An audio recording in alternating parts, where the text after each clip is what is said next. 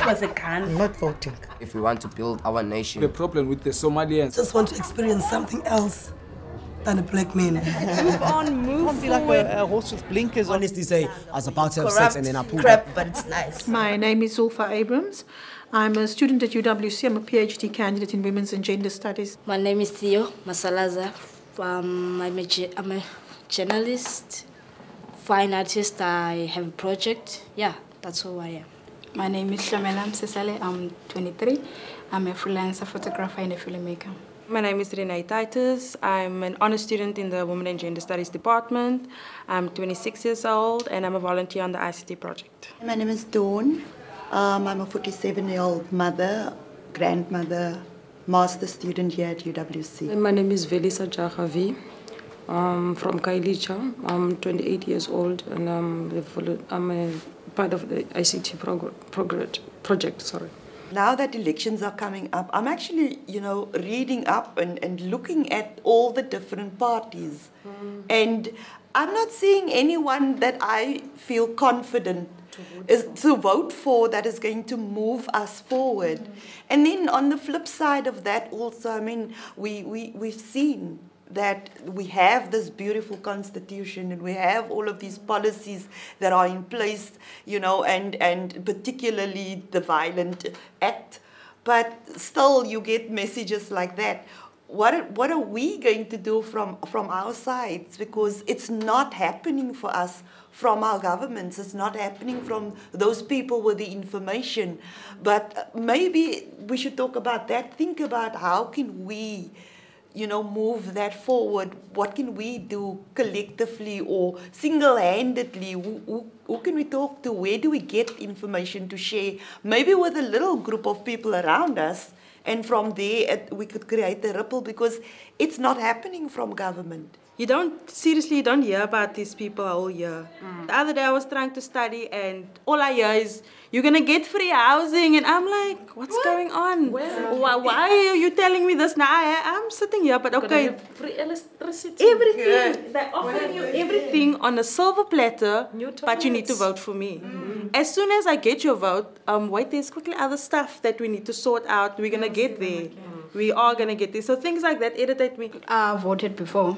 They promised a lot of things, but none of those things were done. I'm going to vote again. Still, it's going to be the same thing. None of those things are going to be done. I'm just voting for the sake of voting. I never voted before. So from that it says that no one representing my voice, because I've never seen anyone who's those promises that they keep on doing. I'm still living in the same situation that I've been living for the past 24 years. So nothing has changed. And my mom is still struggling she's been voting and voting and voting, and yet nothing happens. So I never seen anything, those government, that they keep on making those promises that, oh, we're going to build you a better house, you're going to have a double-story house, So I don't see anyone representing my voice. It's just that they want to have that power over us. That's all I see from the government. I feel more unfree now than I ever did in my life. Yeah. I do. I feel unfree. I can't decide what I want to be. I know what I want to be. I know I want to be an artist. I want to be a poet. But I'm not free to do that, am I? No. Bills must be paid. Petrol has gone up again. Food prices have gone up. It's skyrocketed. So somehow the government is not able to take control of our economy. They're not doing that needs to be done for the man on the ground, for the woman on the ground. Never mind the man, because the women are the poorest of the poor in this country, not men. If I can get a chance to be a government or being a president, I can have that power. But now I don't have a power to do anything. I'm living in a shack. There's no toilet in my shack. I have to use the neighbor's toilet. I have to buy electricity, so I don't have that power to do everything that I want to do the way I want to The ICT project, we work with young women from NGOs, and we're basically working on 3 themes, which is bodily integrity, transport, and unemployment. So in that we had showcases, and we have a website. We had a showcase at the main hall at UWC and at the District 6 Museum. That was our 2 main events. The women came together and they worked on the 3 pieces, bringing across their issues in life. But we didn't do it just in a strict way, like, you're going to sit here, you're going to watch, and you're going to see what we do. This is our problems, and you need to now listen to us. We didn't do it like that. It was more interactive. It was everybody coming together from different spaces and working together so that we as women can stand together and show this is our experiences, our life experiences. And for me, to hear you say that you don't have power, I feel that I don't agree with you. Because you being part of this project shows that you do have power. Because you made a difference. You were part of our taxi scene when we showed that I was the gachi and you were the taxi driver, and we were showing how women get a rest. How people are pushed into taxis, how you have to pay for being dropped at your home, how I now, as a taxi driver gachi, know where you live. Know where you live, and so anytime at night I can come there. And I can come rob you, I can rape you, I can do so many things. You being a part of that shows me that you have power because you made a difference. You also planted that seed. And even though your life experiences are different than many others sitting in this room, you still took that chance and you made the stand. But the problem is that when I experienced that on a taxi, if I got that abuse from the taxi driver or the gaki taxi, if I'm going to report it to the police station, what are they doing? Nothing. I think what would be useful here is to think. I think what I hear V saying is that she feels powerless. But feeling powerless and not having power is 2 different things. So maybe I think what Renee is saying is you might feel powerless, but in actual fact you have power in the sense that you are resisting the status quo. You are resisting it. You're resisting it on multiple levels. I mean, I've seen some of your photographs, your photography. It speaks to the everyday. It speaks volumes. I mean, my husband was standing in front of your photographs and he was enthralled by it. In some of it, he found it quite amusing. It shed light on the everyday lives of people in the township, and that is it's a way of resisting. Resisting your everyday, resisting the powerlessness you feel every day. The way I see the men, they're so they don't have mind, they're so crazy. How come you are a man, you are 28 years old, you rape a young baby, 6 months old, you rape an old woman, she's 8 years old. But I don't think they can change their minds because I don't know. So here's the thing for me, man. Who raises these men in our society? Who raises them? Isn't it mostly women? We raise them. So for me, always, and I've come there, Zulfa, she started out with me, I've come here with that I have raised a boy child myself, and that he himself today is struggling with a lot of issues because he's not that kind of man. You know, so again, it comes back to us and us having the power. So we need to look at who's raising those men and how are they being raised. Okay, I don't have any children now, but I have a brother. So there's certain things that I take note of. My thing is, how long do we have to keep on teaching? I understand that, sometimes people need to be shown the light. So now there's a glimmer there, but now how long do I keep on, how long must I push you in that direction? So then I'm now the one taking power, I'm now the one taking control because I'm bossy. And as soon as I'm bossy, I'm bitchy. And just like that, I'm othered. And I am the one that's causing the ruction in here.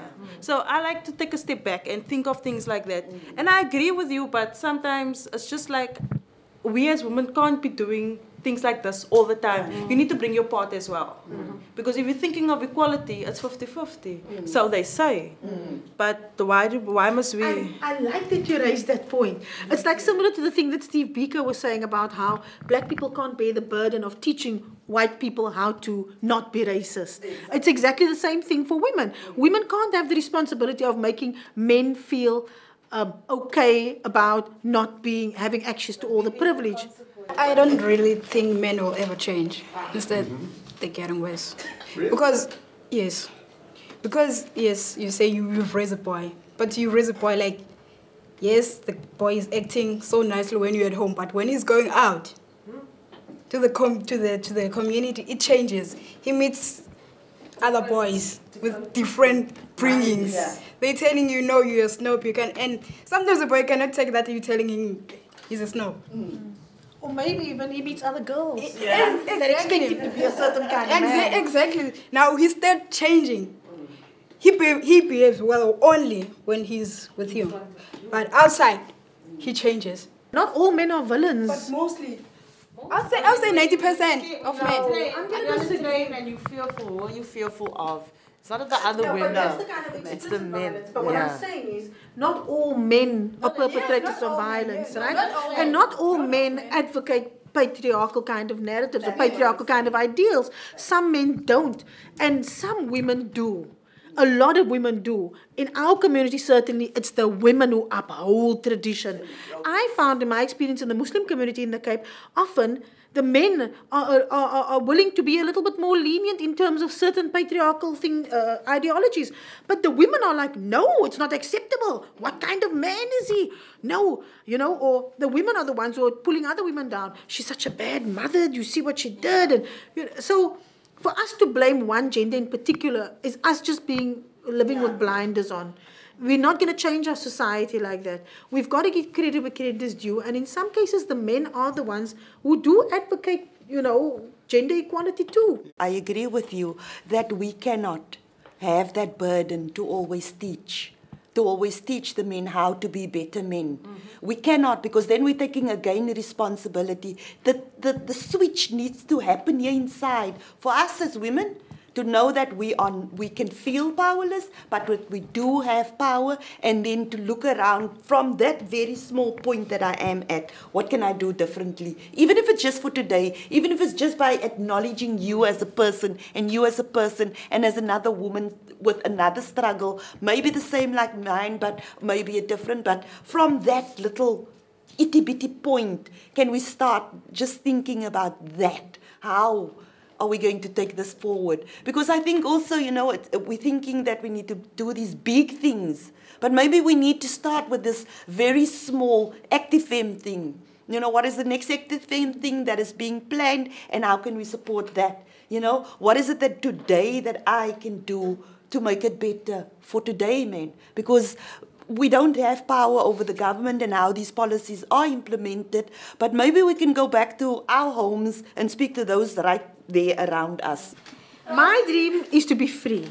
Free to be able to fulfill my potential as an artist and as a poet, and to not have to be unfree. My dream is to be an artist who's exhibiting in galleries where my work will be accepted, whether I'm coming from a poor environment. My dream is to see women working in a free environment where men cannot see them or us as object or as traitors, as a threat.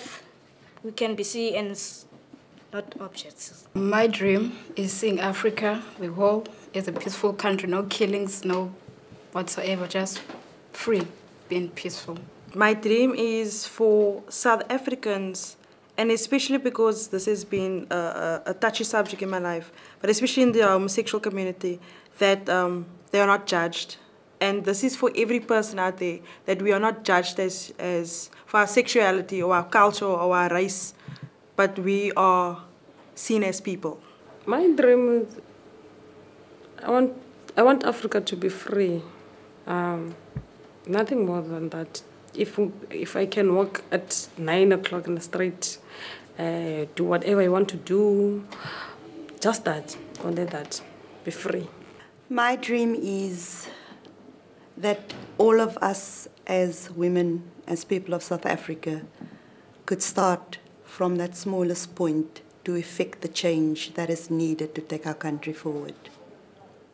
Yeah. siyazi. You should ever sit and talk with people, or else take a walk and create a straight talk. Talk what is nice, it will make you feel stronger. Listen what is right and say what is wrong. You should ever sit and talk with people, or else take a walk and create a straight talk. Talk what is nice, it will make you feel stronger. Listen what is right and say what is wrong.